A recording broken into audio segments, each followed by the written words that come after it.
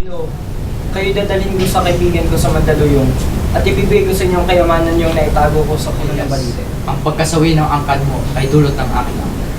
Bilang ganti, sumama ka na lang sa akin at magturingan tayo bilang kapatid. Hindi ko pwede. Hindi ko ninais na umibig sa ibang bayan. Ang pagkasawi ng inang bayan ay para pagkasawi ko na rin. Hindi ko ninais na kayo magkaroon ng masumang hinaharap. May katwiran ka, Elias. Aaminin ko, noon ako ay namulat-bulat. Ngunit ngayon, ako ay namulat na. Ang pagkasawi at paghihirap ay ang siyang namulat sa akin. Ngayon ay nakikita ko ng kanser na sumisira sa ating lipunan. Ang mga pangyayari ito ay ang nagtulak ko sa akin upang maging isang pilibustero. Pilibustero! Sa loob ng 300 taon, sila ay ating tinulungan at nagpaalipin tayo sa paniniwalang sila ay ating mga kapatid. Pero ano ang ginanti nila sa atin? Dapat tayong lumaban! Lumaban!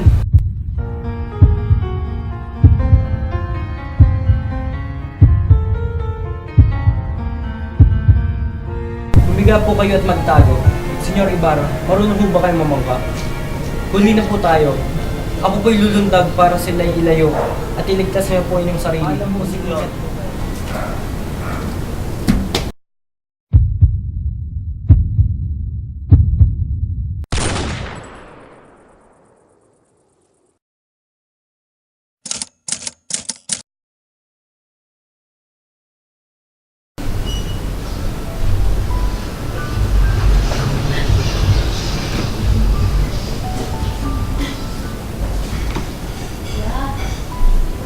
Maria, anong nangyari?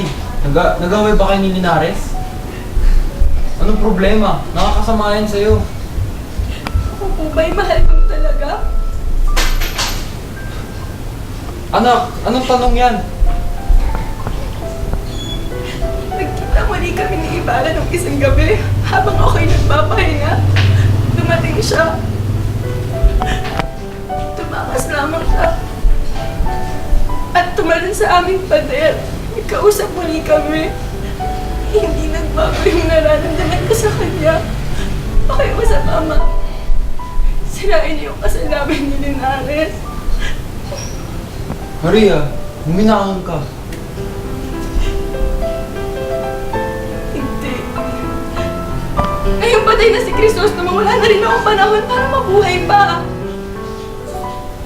Ngunit, mas makabubuti si Linares para sa iyo. Masisigmura ako sana magpakasal noon sa iba na alam kong buhay at ligtas si Crisostomo. At ngayon patay na siya. Kumpento na lang ako kapatayan ang para sa akin. Maria, iniibig mo ba talaga siya?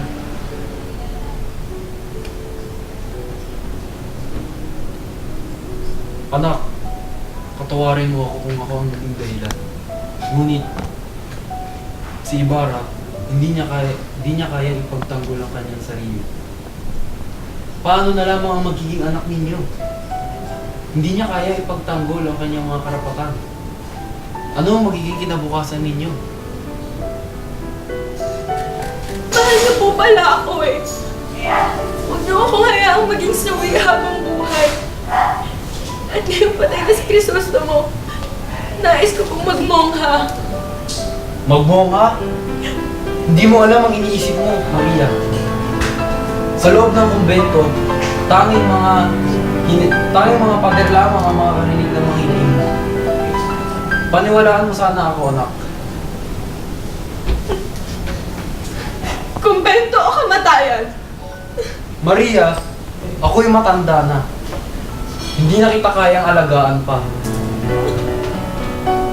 Humanap ka na lamang ng ibang pag-ibig. Huwag lamang magmongha. Kumbento o kamatayan?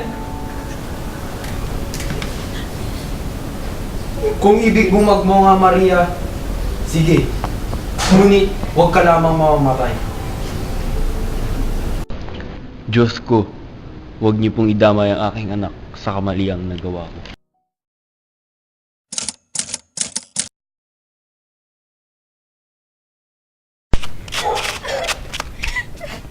Nay!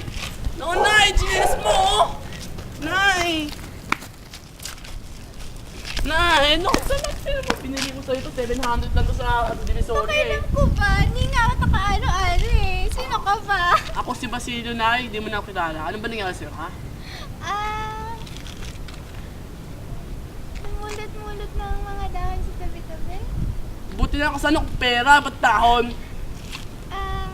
Pero na sila ka ba nang galing nag-aalala si Papa sa'yo? Ako din. Sino ka ba? Hindi kita kilala. Ako si Basilio, gusto pa spelling ko sa'yo? Sige ba? Sige, B as in Victory, A-S-L-I-L-L-O. Hindi naman Basilio yun eh. Ano ba, Nay? Ano ba nangyari sa'yo? Nag-aalala ako. Tignan mo, suot mo ng chinelas mo, Nay. Ayoko. Bakit? Limsan. Ayoko nga eh. Bakit ba? Ano ka ba naman, Nay? Ano nangyari sa'yo? Nay, ayusin mo na. Tignan mo, ang dami nanonood sa atin dito. Nakakahiya. Saan? Tignan mo dyan, mga tabi-tabi yung mga ghost stories. May mga ghost stories. Nanakot ka eh. Bilisan mo na, Nay! Balik na tayo! Nay, ano nangyari sa'yo? Nay! Tatawa din na! Kay Crispin! Wala! Magawa!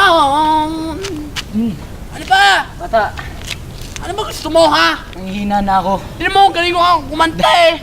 2 araw na ako hindi nakakain at nakakainom ng tubig.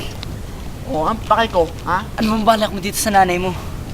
Meron meron akong 700. Kulang na ng 300 para...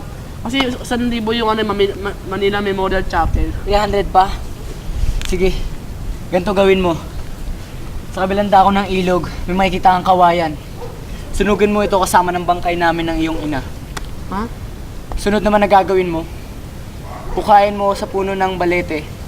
Makakuha ka ng kayamanan doon na gagamitin mo sa iyong pag-aaral. Kahoy lang yun dun eh. Humayo ka na, bilisan Walang mo pera. na. Humayo ka na. Nay, susundin ko lang to ha. Walang kwenta tong taon to eh. Sige, susunod na ako ha.